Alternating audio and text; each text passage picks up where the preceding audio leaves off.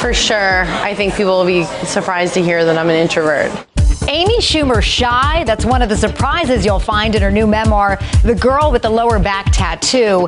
Amy's career has exploded, making her one of the funniest people around.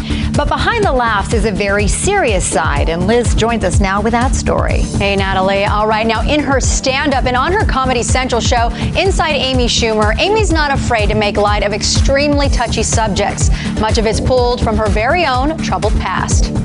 I really wanted it to be a good mix of things that would make people laugh, which was most important to me, but I also wanted to give a realistic account of my experiences. Amy's book, The Girl with the Lower Back Tattoo, is a perfect mix of humor and hot-button life topics, body image, dating. Amy's currently dating furniture designer Ben Hanisch, and sex.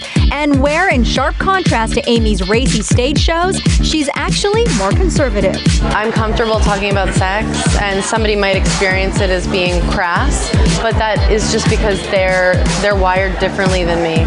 Amy also goes into detail about some of the darker times of her life, including losing her virginity without her consent at age 17, and being in an abusive relationship with a different man, where her life was threatened while being chased through her apartment with a knife. I think being in an abusive relationship was really hard for me to write about, to relive that time of my life. It's not a certain kind of woman that falls into abusive relationships. It can happen to anybody. Amy also gets very personal about the first priority in her life, her family, including Amy's father, who suffers from multiple sclerosis. Amy posted this photo of her reading her new memoir to her dad. Everybody who was mentioned by their real name in the book, like my parents, were shown the book, and so I said, I'll put none of it in, or you could have me cut out part of it, or you could write a response, and they were totally cool with me putting it all in.